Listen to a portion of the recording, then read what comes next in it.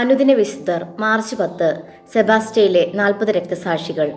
320 അർമേനിയയിലെ സെബാസ്റ്റ്യയിൽ വാസം ഉറപ്പിച്ചിരുന്ന പടയാളികളായിരുന്നു ഈ 40 രക്തസാക്ഷികളും.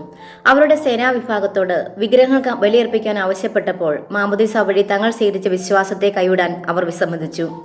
തങ്ങൾക്കുണ്ടായിരുന്ന പ്രലോഭനങ്ങൾക്ക് മറുപടിയായി അവർ പറഞ്ഞത് ഇപ്രകാരമായിരുന്നു: ഞങ്ങൾ ക്രിസ്ത്യാനികളാണ്.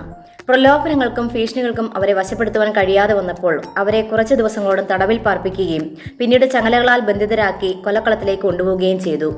40 വിശുദ്ധരെയും വിവസ്ത്രരാക്കി കുളത്തിലെ തണുത്ത വെള്ളത്തിൽ കിടത്തി.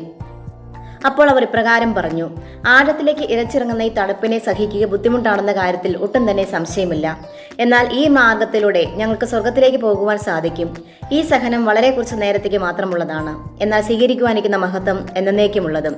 അങ്ങനെ പറഞ്ഞ് അവർ നിത്യതയിലേക്ക് യാത്രയായി. വിശ്വാസം സംരക്ഷിക്കുന്ന ഇവരുടെ ദൃഢനിശ്ചയം നമുക്കും പ്രചോദനമാകട്ടെ.